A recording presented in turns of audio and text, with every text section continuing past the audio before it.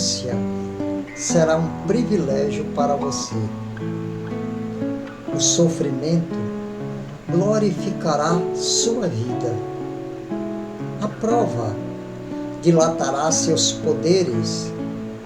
O trabalho constituirá título de confiança em seu caminho. O sacrifício sublimará seus impulsos. A enfermidade do corpo será remédio salutar para a sua alma. A calúnia lhe honrará a tarefa. A perseguição será motivo para que você abençoe a muitos. A angústia purificará suas esperanças. O mal convocará seu espírito à prática do bem. O ódio desafiar-lhe-á o coração aos testemunhos de amor. A terra, com os seus contrastes e renovações incessantes, representará bendita escola de aprimoramento individual, em cujas lições purificadoras deixará você o egoísmo para sempre esmagado.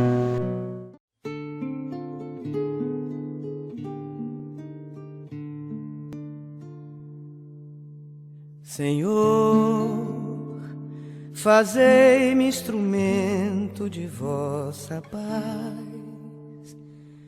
Onde houver ódio, que eu leve o amor. Onde houver ofensa, que eu leve o perdão. Onde houver discórdia, que eu leve a união. Onde houver dúvida, que eu leve a fé. Onde houver erro, que eu leve a verdade. Onde houver desespero, que eu leve a esperança. Onde houver tristeza, que eu leve a alegria. Onde houver trevas, que eu leve a luz.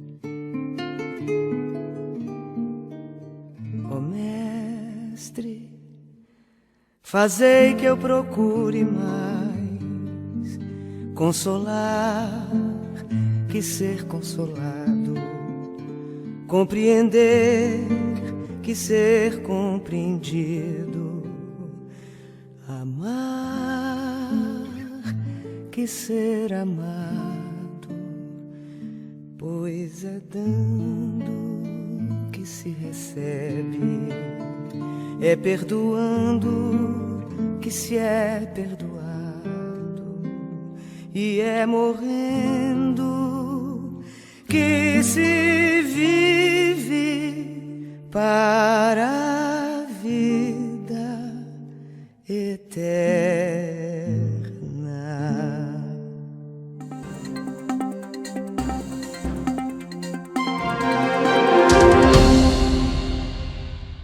Caros internautas, mais uma vez nos voltemos para o sagrado, objetivando alcançar a plenitude, que todo ser pode fazê-lo através de um esforço evolutivo capaz de completar a nossa ascese, que começou no mineral, mas pode alcançar a plenitude, a angelitude, a vivência de espírito puro.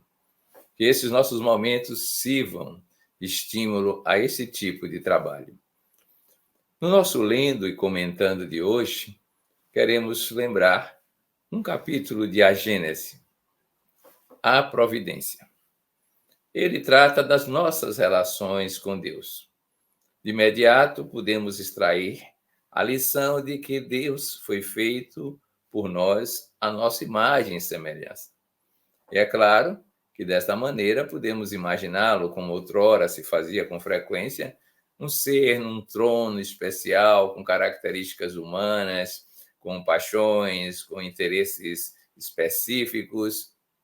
Mas tudo isso pode ser ultrapassado. Podemos compreender Deus como o grande criador do cosmos, o ser que dá origem a todos os seres e que cria leis essas universais e que atuam no mundo da criação da forma que lhe é peculiar nas circunstâncias sociais, históricas, quando se chega ao estágio humano. Acontece, porém, que de vez em quando pode assaltar-nos alguma dúvida. Dizemos, por exemplo, que Deus é onisciente, Deus é onipresente, e isso fica difícil de ser percebido pela nossa razão, pelo nosso intelecto. Como pode isso acontecer? Este capítulo, a providência, sugere-nos uma analogia muito interessante. Ele começa mostrando que, numa mensagem que Neemã trouxe uma espécie de comparação. O corpo físico, ele é uma microcriação, mas esse corpo físico é comandado por um espírito. O espírito comanda todas as células, todos os processos fisiológicos, todas as ações, e é como se o corpo físico estivesse imerso naquilo que é o pensamento do espírito. Por analogia, pode-se dizer que o pensamento de Deus, como que presente numa espécie de fluido universal, atua permanentemente em todas as criaturas, em todo o cosmos, à semelhança da atuação do espírito no próprio corpo físico. Em outras palavras, vai dizer Kardec nesse texto A Providência, nós estamos mergulhados no fluido divino. E é por isso mesmo que não é necessário que as nossas orações atravessem o espaço sideral para alcançar Deus, porque nós estamos imersos nele. Fazemos parte deles, diríamos hoje, em linguagem mais século XXI, que nós somos, no fundo, a diferenciação de uma parte dele, a imanência divina, portanto, e faz com que não haja separatividade, exceto a nossa própria consciência, que é fragmentária, que é analítica, e que faz com que haja Deus e nós.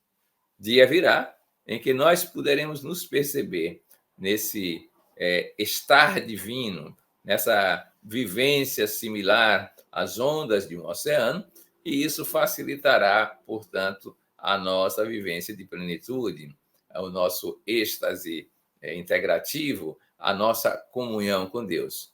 Mas sabemos, então, que Deus está, de certa maneira, atento a todos os detalhes, e, como diriam os antigos, nenhuma folha cai de uma árvore sem que ele o saiba. Se nós atentarmos para essa ideia de um fluido inteligente, uma natureza onipresente divina, então compreenderemos como é que ele pode estar ciente das mínimas coisas e presente em todas as coisas.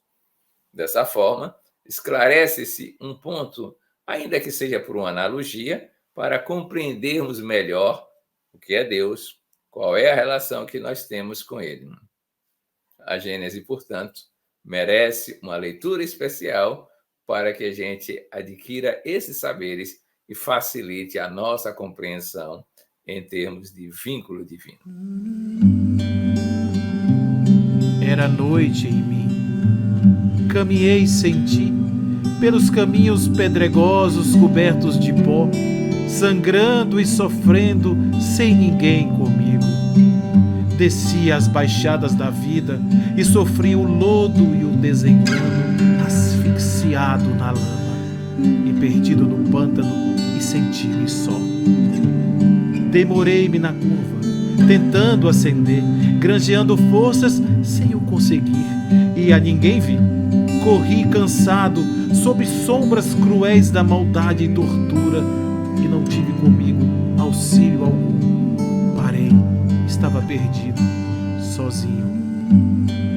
Os campos sorriam espigas doiradas de luz, e a terra ferida gargalhou.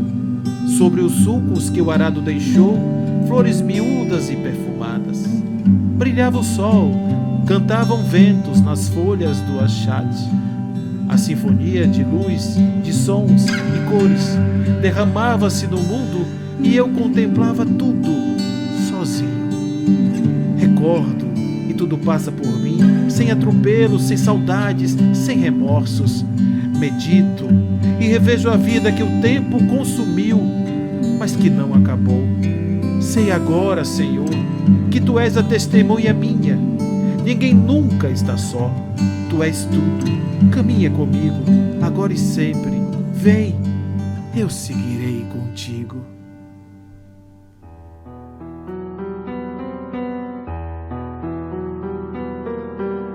Por mais terrível se te apresente a situação, segue adiante, sem desfalecimento. O desânimo é inimigo sutil que inutiliza os mais belos empreendimentos da vida. Se os amigos te abandonaram ante os insucessos econômicos ou afetivos que te chegaram, se os parentes e afetos resolveram afastar-se por motivos que desconheces, se tudo te empurra ao limite estreito da solidão, recompõe-te intimamente e espera. É provável que te sintas a sós e que aparentemente estejas sem companhia. Isto, porém, não é uma realidade espiritual, mas o reflexo do momentâneo estado de alma que te assalta. Nunca estás sozinho. Fazendo parte integrante da criação, ela está em ti, quanto nela te encontras. No lugar onde estejas, Deus está contigo. No lar, no trabalho, no esparecimento, no repouso, na doença, na saúde, nele aurindo consolo e forças para prosseguires nos mistérios a que te vinculas. Somente te sentirás a sós se deixares de preservar o vínculo consciente com o seu amor. Mesmo assim, Ele permanecerá contigo. Estás unido a toda a humanidade. Vão-se umas pessoas, outras chegam. Não te amargures com as que partem, não te entusiasmes com as que chegam. As criaturas passam como veículos vivos, têm um destino e não as podes deter.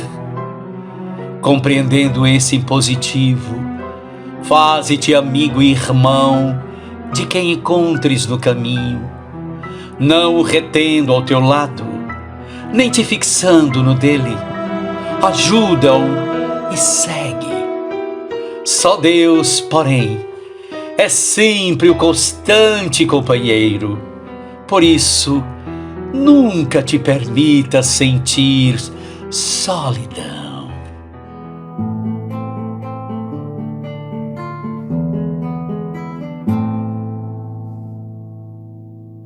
Em o livro Obras Póstumas, Allan Kardec vai fazer uma digressão a respeito da influência do pensamento materialista nas artes.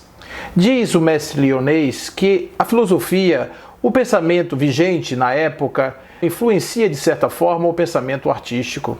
O estilo do artista estaria refletido pela forma do pensar daquela civilização num determinado momento da cultura, num determinado momento da história. Assim, de certa forma, o homem voltado apenas para o estético, a beleza do mundo nas formas, estaria reproduzindo nas telas, nas peças de teatro, nas músicas, aquilo que seria mais próximo da sua capacidade de percepção. Um homem que não tivesse a visão capaz de enxergar coisas diferentes não poderia reproduzir nas suas peças, nos seus trabalhos artísticos, essas realidades, porque fugiriam do seu campo de conhecimento, fugiriam das suas percepções. Ele não teria como descrever coisas que ele não conseguiu perceber, não conseguiu ver. É claro que na história existem personagens como Rafael, como Miguel Ângelo, que tiveram uma contribuição importante para as artes de um modo geral. Eles eram grandes reprodutores do mundo e também tiveram a sua influência quando o pensamento da religião, de uma certa forma, apresentando o céu, apresentando o inferno, apresentando aquelas punições e a relação do homem com o mundo espiritual, no sentido mais da teologia, da submissão, conforme era o pensamento da época, daria margem ao surgimento daquelas obras belíssimas que eram retratos fiéis da crença do homem daquele tempo. Mas Allan Kardec vai nos dizer que, de certa forma, essa visão material ainda é um mundo, de certa forma, estreito, porque o artista termina sendo um copista. Ele termina repetindo formas que já foram reproduzidas por outros artistas, e isso não lhes traria um ineditismo no seu trabalho. Na verdade, o mundo espiritual, a realidade espiritual, as percepções espirituais, elas poderiam trazer um novo horizonte para o campo artístico. Se o artista tivesse a possibilidade de captar outras dimensões nas suas expressões de arte, nas suas expressões dos seus trabalhos artísticos, certamente que nós teríamos um avanço, ou pelo menos teríamos uma nova fronteira descoberta, aberta para as explorações artísticas. Nós teríamos outros formatos de expressão da arte. Imagine, de repente, se o artista pudesse expressar os grandes encontros espirituais entre uma mãe e uma filha. Imagine que o artista pudesse expressar, de repente, o momento em que o espírito explode em luz quando se percebe divino. Imagine o momento que seria registrado aquele encontro entre o algoz e a vítima no momento do perdão, exatamente ali no momento do perdão. Imagine que uma mão pudesse ser expressada mostrando luz saindo dessa mão, indo em direção a alguém em nome da cura. Imagine que nós pudéssemos pensar de que forma poderia ser expressa uma música melodiosa que mostrasse, na verdade, aquilo que sente uma alma quando se liberta do corpo físico. Imagine que o artista pudesse também ir para além do sol e, olhando a partir do sol, sentir a emanação dessa luz de uma fonte calorosa para o seu destino. Imagine como poderiam ser as diversas e múltiplas possibilidades de expressão quando tivéssemos esse novo horizonte aberto para as percepções artísticas. É aí que Allan Kardec diz que o Espiritismo traz essa nova fronteira, porque começa a descortinar esse mundo espiritual, permitindo que os artistas avancem na direção dessas novas paisagens. Mas assim como ele também afirma, para que o artista seja capaz de expressar esse mundo, o artista precisa sentir este mundo. De alguma forma, ele precisa viver essa experiência. E aí, talvez entre a mediunidade, com certeza, como possibilidade, os desdobramentos, os fenômenos da alma, que poderiam ser aqueles utilizados como recurso para que o artista buscasse as suas inspirações para os novos trabalhos. A arte voltada para esta questão da espiritualidade, influenciada pelo espiritismo, por exemplo, seria uma arte mais plural, uma arte mais inédita e uma arte que poderia trazer vislumbres pictóricos daquilo que nós encontramos nos livros. Talvez tivéssemos na arte a possibilidade de ver com os nossos olhos aquilo que apenas podemos compreender com a nossa imaginação. Então, certamente que, na visão de Allan Kardec, o materialismo ele engessa a arte. De uma certa forma, a arte fica presa nas formas conhecidas pelas pessoas, de um modo geral, dentro de um senso comum, sem muitas possibilidades. Talvez um pouco mais estética aqui, uma cor acolá, um acorde mais bem feito por um maestro talentoso, mas, de fato, as percepções que estariam para além de tudo isso poderiam trazer essa nova arte, uma arte inspirada pela grandeza espiritual. E diz assim Allan Kardec, que se a arte tiver essa possibilidade de ir além dessa dimensão, ela teria a possibilidade de suplantar em muito aquelas visões materializadas. E as reproduções cotidianas seriam substituídas por essas visões de enlevo, essas visões que estariam para além da matéria. Então, sem dúvida nenhuma, Kardec enxerga a arte com uma inspiração espírita, uma arte que seja capaz de nos dar uma dimensão do que nos aguarda no mundo espiritual, inspirando a todos nós, encontrando na beleza daqueles encontros, daquelas explosões de luz, inspirando os nossos corações para também irmos em busca desse desiderato. A arte como uma possibilidade de ajustarmos esteticamente a nossa vida para sermos compatíveis com a nossa essência divina, amorosa e perfeita. Terminara Jesus a prédica do monte. Nisso, o apóstolo Pedro se aproxima e diz-lhe: Senhor, existe alguma ponte que nos conduza ao alto, ao céu que brilha muito acima? Conforme eu ouvi da tua própria voz, sei que o reino do amor está dentro de nós. Mas deve haver no além o país da beleza, mais sublime que o sol, em fulgor e em grandeza. Onde essa ligação, Senhor? Onde esse divino acesso? Jesus silenciou como entrando em recesso da palavra de luz que lhe fluía a jorro. Circunvagou o olhar pelas pedras do morro e depois de cumprida reflexão, falou ao companheiro: Ouve, Simão, em verdade essa ponte que imaginas existe para a vida soberana, mas temos de atingi-la por estrada, que não é bem a antiga estrada humana. Como será, Senhor, esse caminho? Tornou Simão a perguntar. E Jesus respondeu sem hesitar: Coração que o escolha, às vezes vai sozinho, e quase que não tem senão renúncia e dor, solidão e amargura. E conquanto pratique e viva a lei do bem, sofre o assédio do mal, que o vergasta e procura reduzi-lo à penúria e a desfalecimento. Quem busca nesta vida transitória essa ponte de luz para a eterna vitória, conhecerá de perto o sofrimento e há de saber amar aos próprios inimigos. Não contará percalços nem perigos para servir aos semelhantes. Viverá para o bem a todos os instantes. E mesmo quando o mal pareça o vencedor, confiando-se a Deus, doará amor. E ainda que a morte Pedro se lhe imponha, na injustiça ferindo-lhe a vergonha, aceitará pedrada sem ferir, desculpará injúria e humilhação, se deseja levar o coração à ponte para o reino do porvir. Alguns dias depois, o Cristo, de maneira que já estava flagelado, entregue à própria sorte, encontrava na cruz o impacto da morte, silencioso, sozinho e desprezado. Terminada que foi a gritaria da multidão, feroz naquele dia, ante o céu anunciando aguaceiro violento, Pedro foi ao Calvário aflito e atento, envergado disfarce. Queria ver o mestre, aproximou-se para sentir-lhe o extremo desconforto. Simão chorou ao ver o amigo morto. E ao fitá-lo magoado longamente, ele ouviu de repente uma voz a falar-lhe das alturas: Pedro, segue, não temas, crê somente. Recorda os pensamentos teus e meus. Essa cruz que me arrasa e me flagela é a ponte que sonhavas, alta e bela, para o reino de Deus.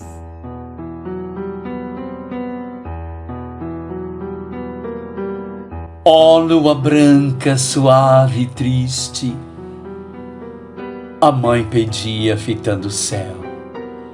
Dize-me, lua, se acaso viste nos firmamentos o filho meu.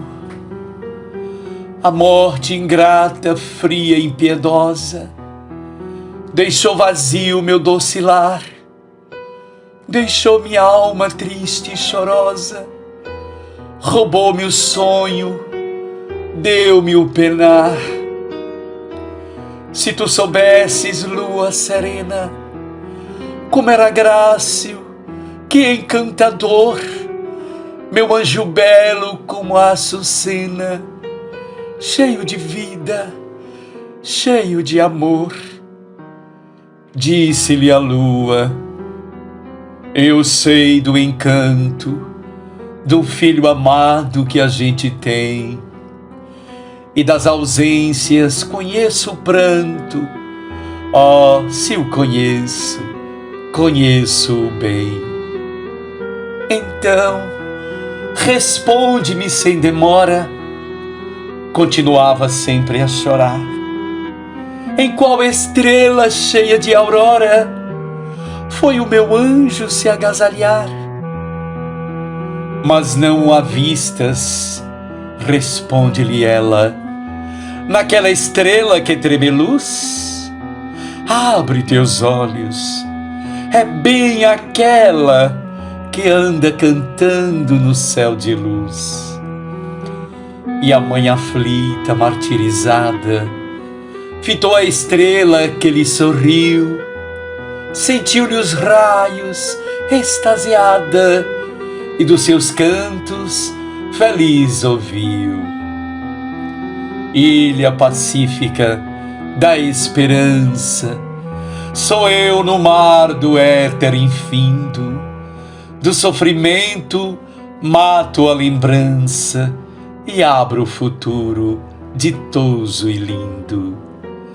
Do Senhor tenho doce trabalho, missão que é toda só de alegrias, flores reparto cheias de orvalho, flores que afastam as agonias. Quase te odeio, luz de alvorada, ó linda estrela que adorna o céu. Gritou-lhe a pobre desconsolada, por que tu guardas o filho meu? Se tu me odeias, se me detestas, contudo eu te amo. E pergunta, quem não tem saudades das minhas festas? O teu anjinho teve-as também. Em mim a noite não tem guarida, aqui terminam os dissabores, aqui em tudo floresce a vida, vida risonha, cheia de flores. A mãe saudosa, banhada em pranto, notou de logo seu filho lindo, todo vestido de um brilho santo, num belo raio de luz, sorrindo. Disse-lhe o filho, tive deveras muita saudade, mãezinha amada. Senti a falta das primaveras, senti a falta desta alvorada. Não resisti, tanta era a saudade. Voltei do exílio, fugi da dor.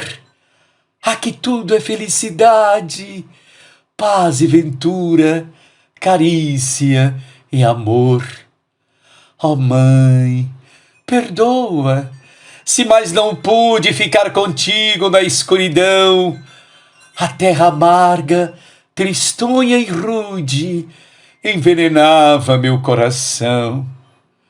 Aqui na estrela também há fontes, jardins e luzes e fantasias, sóis rebrilhando nos horizontes, sonhos, castelos e melodias. Daqui te vejo, daqui eu velo, pelo sossego dos dias teus, faço-te um ninho ditoso e belo, muito pertinho do amor de Deus. Aí os olhos da desditosa nada mais viram do eterno lar. Viu-se mais calma, menos saudosa, e estranhamente pôs-se a chorar.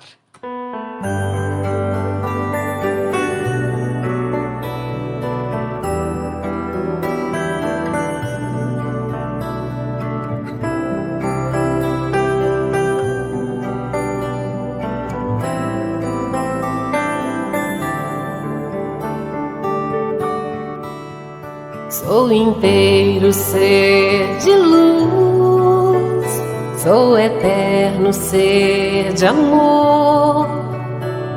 Estou aqui plantando a paz para ser feliz. Pelos campos quero andar, todo bem vou semear. Sou pela vida, pela conquista de um ser melhor.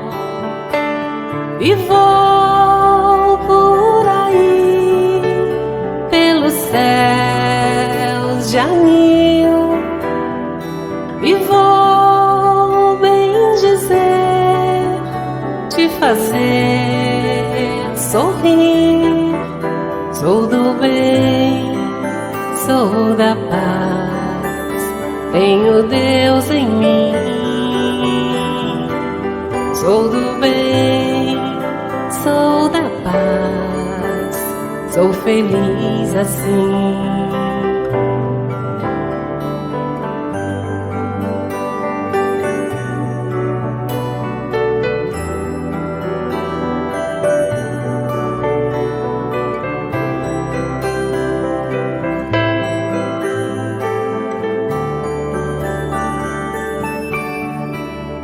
Sou inteiro ser de luz, sou eterno ser de amor.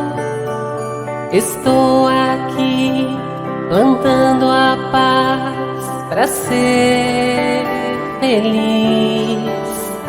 Pelos campos quero andar, todo bem vou semear. Sou pela vida, pela conquista de um ser melhor. E vou por aí, pelos céus de anil, e vou bem dizer, te fazer sorrir.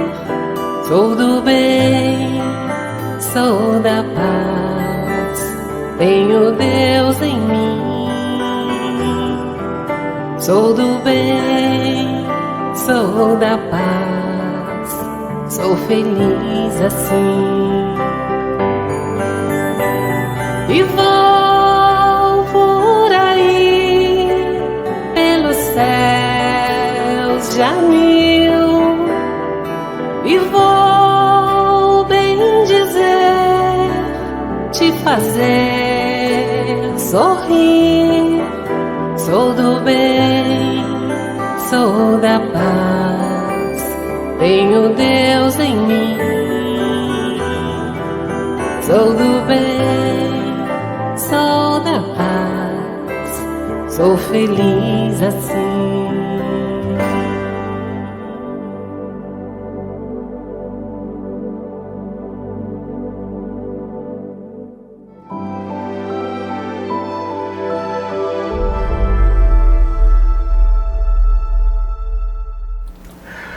Como roteiro para Deus, o que o Evangelho tem para nos contar? O Espírito Amélia Rodrigues vai nos dizer em um livro chamado Primícias do Reino, que Pedro, a pedra, aquele em cima da qual estaria sendo erigida uma igreja, este Pedro teve uma dificuldade imensa para compreender as palavras e os ensinos de Jesus. Ele era um pescador, um homem rude, já de uma certa idade, constituíra a família, fora dono de uma empresa com seus irmãos, e agora ele estava ali num barco, abandonado no meio do mar da Galileia, pensando nos tempos idos, naqueles momentos em que estivera ao lado do Rabi. Ele estava nu, completamente despido, pescando, aquela pescaria monótona, sem muita produtividade, e nos seus ouvidos agora ele ouve como se antigamente assim fora aquela palavra melodiosa: jogue as redes para o outro lado. Ato contínuo, ele faz exatamente esse movimento, joga as redes para o lado do barco e de repente os peixes começam a abundar, começam a pular para dentro da rede e ele começa a se lembrar daquele tempo, vem aquela doçura, aquela lembrança boa do tempo de Jesus. E ele tem um vislumbre ao olhar a praia, vê o seu amigo sentado esperando por eles. A sua alegria é tamanha, ele está até experimentando uma certa tontura, que ele se joga no mar e vai andando em direção ao meigo Rabi. Quando seus amigos chegaram com os peixes, eles improvisaram uma fogueira e colocaram ali todos juntos para comer aqueles peixes. Quando Jesus então lhe indagou: Pedro, tu me amas? Pedro tomou um susto, afinal de contas, era passado já algum tempo desde a morte de Jesus, não fazia muito, mas já era um tempo, e todas as demonstrações que ele achava ter dado, da fidelidade, da cumplicidade e até mesmo do carinho para com Jesus, aquela pergunta viria em que sentido? Pedro, perguntava Jesus, tu me amas? E ele, claro, mestre, claro que eu te amo muito, desesperadamente. E Jesus então disse, então apacenta as minhas ovelhas. Pedro pensava um pouco a respeito dessa responsabilidade, como apacentar ovelhas, porque eu sou um homem fraco, eu sou um homem de limitações cognitivas, eu não tenho muito conhecimento, talvez eu não seja a pessoa ideal. Ele sentia uma certa insegurança, típica daqueles que recebem grandes responsabilidades, mas ainda não conseguem assimilar as suas possibilidades para completar a sua tarefa. E Jesus então, ato contínuo, pergunta a Pedro, Pedro, tu me amas? E ele, com um certo ar de tristeza, ele diz, claro, mestre, que eu te amo profundamente. E Jesus então continua as suas indagações.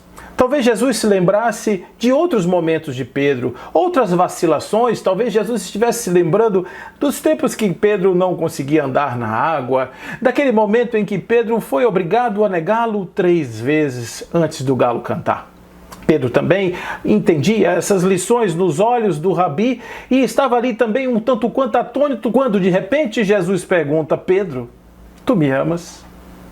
E ele disse, com toda a minha vida. Dei a minha vida pelo Senhor. Abandonei a minha família, abandonei a minha casa para segui-lo. Seguir o seu convite de me transformar num pescador de almas. Andei durante todos esses tempos em todas as estradas, vi todas as peregrinações, sofri muito quando o Senhor saiu. E eis-me aqui agora na sua frente, declarando todo o meu amor. Então apacente as minhas ovelhas.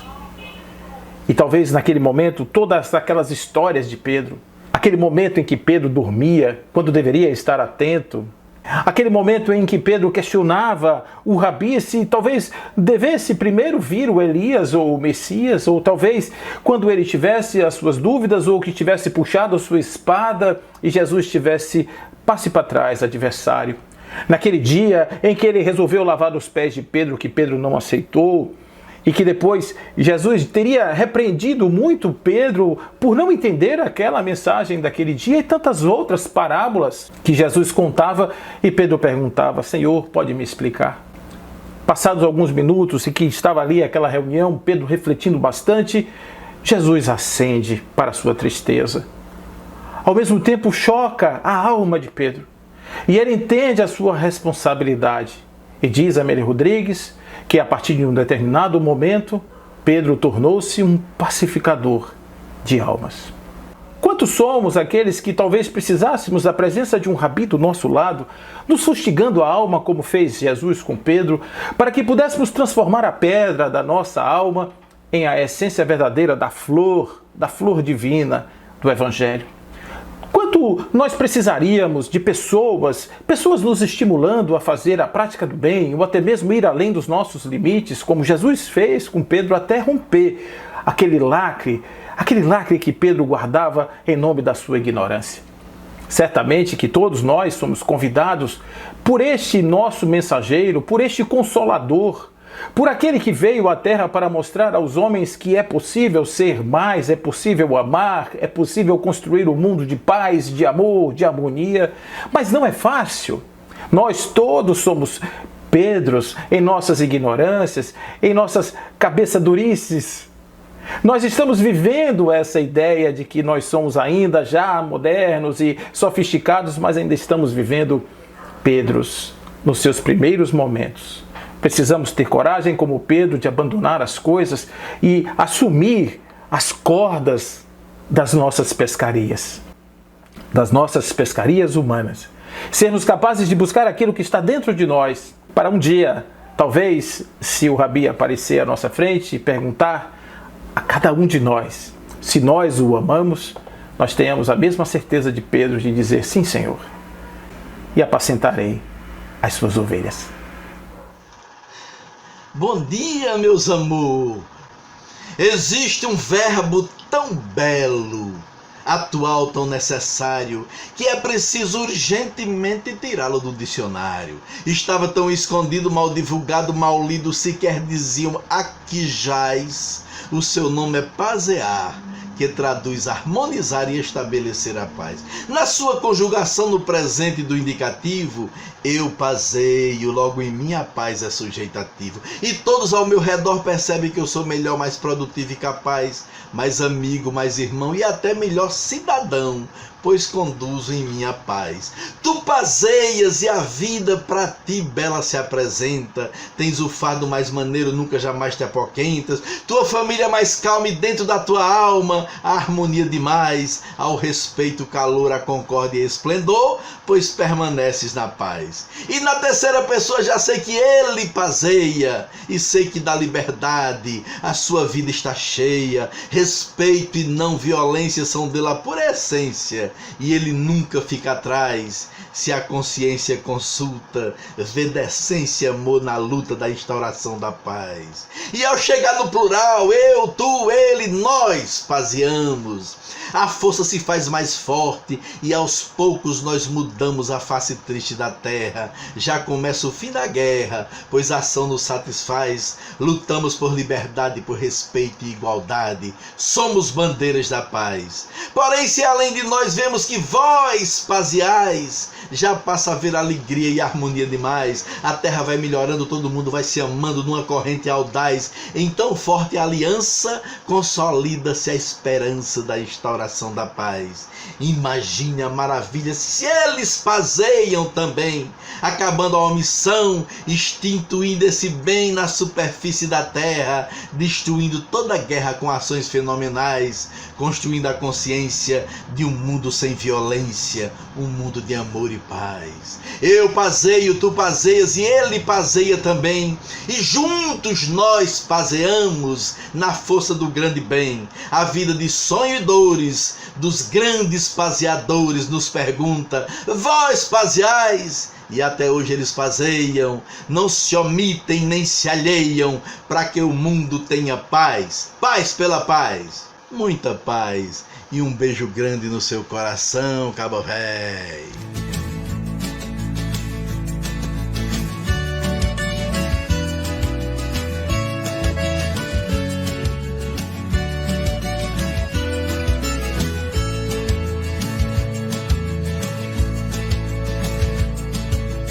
Quantos caminhos se tem que andar antes de tornar-se alguém? Quantos dos mares temos que atravessar pra poder na areia descansar? Quantas mais balas perdidas voarão antes de desaparecer? Escute o que diz o vento, my friend. O vento vai responder.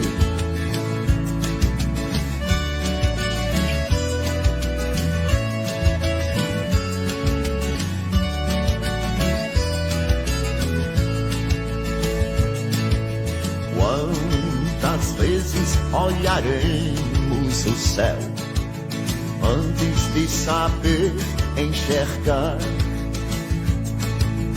Quantos ouvidos terá o poder para ouvir o povo chorar? Quantas más mortes o crime fará antes de se satisfazer?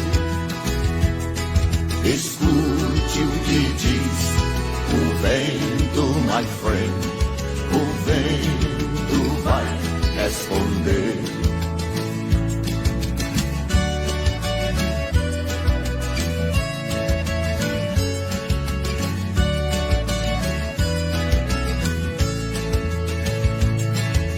Quantos anos pode uma montanha existir antes do mar lhe cobrir. Quantos seres ainda irão torturar antes de se libertar?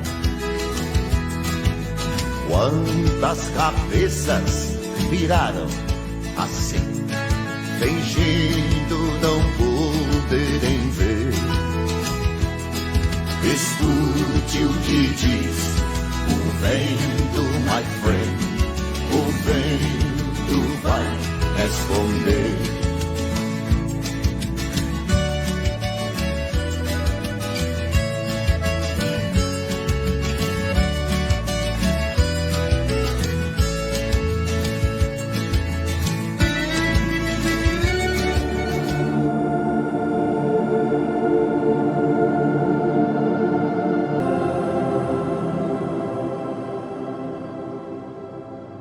Em nosso momento de meditação, vamos hoje pasear, um esforço de encontrar a paz da melhor forma possível.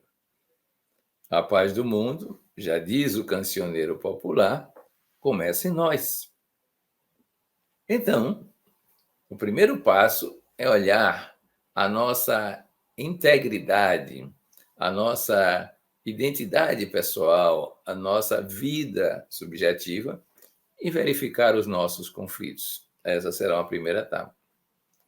Mas a paz no mundo depende das nossas relações com outros seres que somos nós, semelhantes a nós, seres interexistenciais inclusive, de modo que possamos estabelecer vínculos suficientemente grandes pela amorosidade para estarmos também em harmonia com eles. E é claro que isso vai transbordar numa paz social, paz das estruturas governamentais, dos nacionalismos, em suma, né, de tudo aquilo que é presente no mundo e que faz com que nós não pensemos mais como separatistas, né? Superamos essa fase. A evolução consiste nisso, em caminhar para a plenitude, integrando cada vez mais no âmbito da energia amorosa. Então, nesse instante, comecemos a aquietar-nos o mais completamente possível, a experienciarmos nesse instante a possibilidade de sentir um corpo bem relaxado, bem relaxado. Podemos também evocar uma emoção serena, usando inclusive o estímulo decorrente de um cenário, por exemplo, um lago sereno, em noite de plenilúnio, cheio de cisnes, de alvadias penas, como diz o poeta. Mas podemos ir além, podemos agora estabelecer contato com a mente que se aquieta, prestarmos atenção a ela e verificarmos como ela não precisa fazer esforço neste momento para produzir novos pensamentos. E aqueles que chegam espontaneamente ou decorrente dos automatismos vão passar completamente. E assim, percebemos que podemos ser também testemunhas de tudo isso. O corpo relaxado, as emoções serenas, a mente quieta, em função do nosso perceber além desses veículos. Nós somos este ser que observa, essa consciência que comanda, e aí nos aproximamos da consciência do ser que nós somos. Tomamos consciência da própria consciência. Esse é o nosso preparativo, o nosso modo de integrarmos em termos de funções, de veículos que atuam no mundo das formas e de nos sentirmos cada vez mais asserenados, usufruindo essa sensação de asserenamento, pacificados na quietude que a mente agora se encontra. Então observamos a nós próprios nesse instante e verificamos se alcançamos silenciar os tumultos, as discussões intrapsíquicas, as sensações desconexas e experienciamos esse estado de harmonia. Ele é o prelúdio da possibilidade da paz em nós mesmos. Se estamos com alguma dúvida que nos leva à inquietação, é hora agora de superá-la.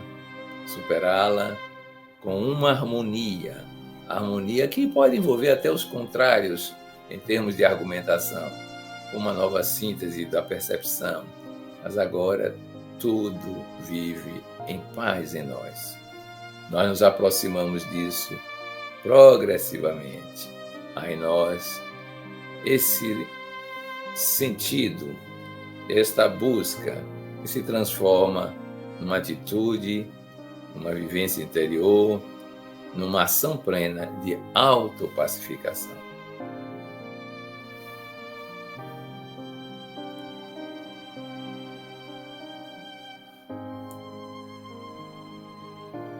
Vamos agora adiante. Vamos pensar que estamos no mundo, temos relações sociais e que algumas delas são conflituosas.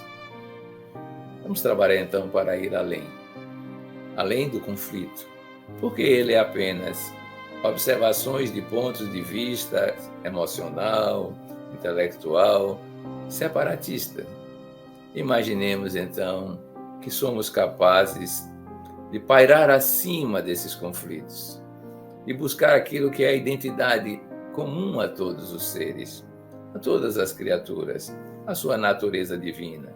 E é por isso mesmo, por estarmos nesse fluido divino, que podemos agora integrar as diferenças.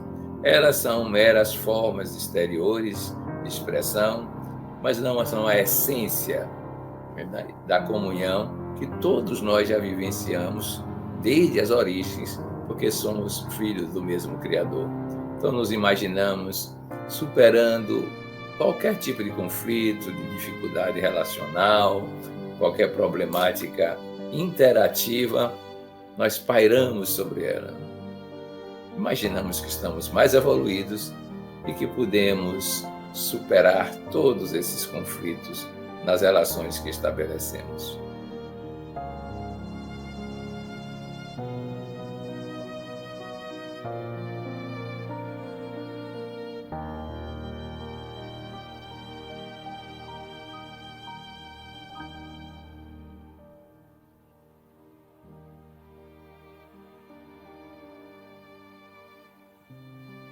Agora vamos para mais distante, para um coletivo.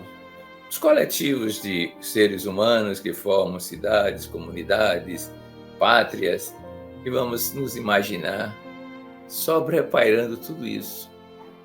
Não há fragmentação, não há separatividade.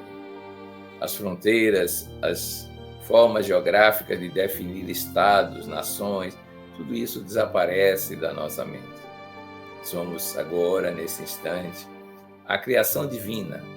Criação divina essa que está em plena sese, em pontos diversos da evolução, mas todos convergindo para o grande todo, Deus. Melhor ainda, para a consciência do grande todo, do qual já fazemos parte. Então passamos a nos ver todos os seres como que numa grande estrada em diferentes pontos, aproximando-se daquele zênite, daquele ponto máximo, que é a nossa noção provisória de divindade. Imaginemos então que as diferenças não nos animam, as diferenças não nos fazem ideologicamente separados, as diferenças simplesmente são encaradas como coisas periféricas, cosméticas da verdadeira vivência da ascese espiritual. E então, com este tipo de olhar, podemos superar fronteiras, barreiras, algemas de um modo geral. Imaginamos então esta unidade existencial que no fundo começa a refletir a unidade essencial.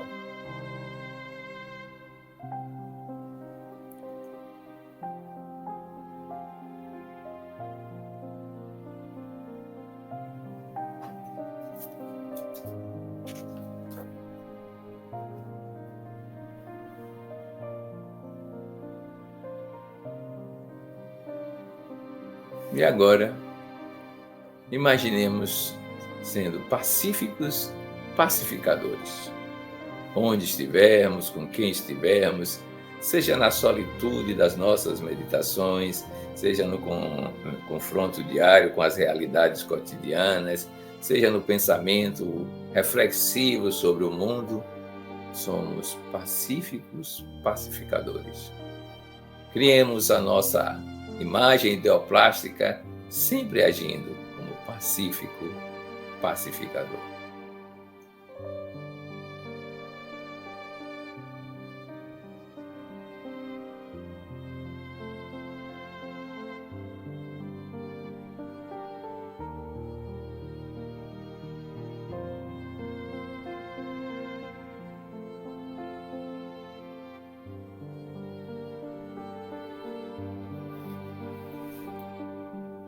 Durante toda a semana, pensemos nisso.